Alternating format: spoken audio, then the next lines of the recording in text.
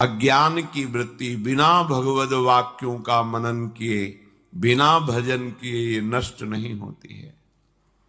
मान लीजिए प्रार्थना, ये राग द्वेष की वृत्तियों को छोड़िए और भगवान की शरण में हो जाइए तो परम सुखी हो जाएंगे। दूसरा कोई रास्ता नहीं है। अगर हम दूसरा कोई रास्ता सुख का चयन करते हैं तो परिणामतः वो दुख रूप ही मिलता है।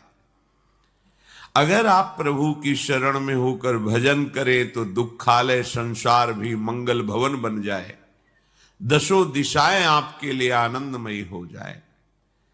अगर हम अपने कर्म के बल से सुख चाहेंगे तो नहीं मिल सकता, कर्म योग से सुख मिल सकता है। योग भगवत चरणारविंद में चित्त वृत्ति का समाहित होकर समर्पित हो जाना।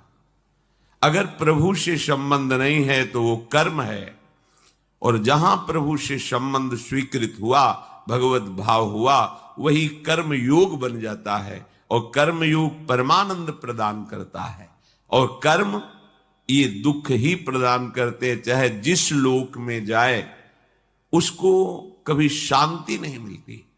बड़े बड़े पुण्यवान हैं हमसे भी ज्यादा, तो जहां अन्य लोकों में गए वहां उनका बड़ा सुख देखा, वहां भी जलन हो रही, वहां भी ईर्ष्या है, वहां भी मात्सर्य है। तिनके से लेकर ब्रह्मलोक तक सब माया का प्रपंच फैला हुआ है। श्री भगवान कह रहे हैं कि परमानंद महासुख की प्राप्ति के लिए जो अनन्य भाव से मेरा भजन करते हैं, ये अनन्य शब्द बार बार इसलिए परिचय दिला रहे हैं कि एक बार अनन्य हो जाओ।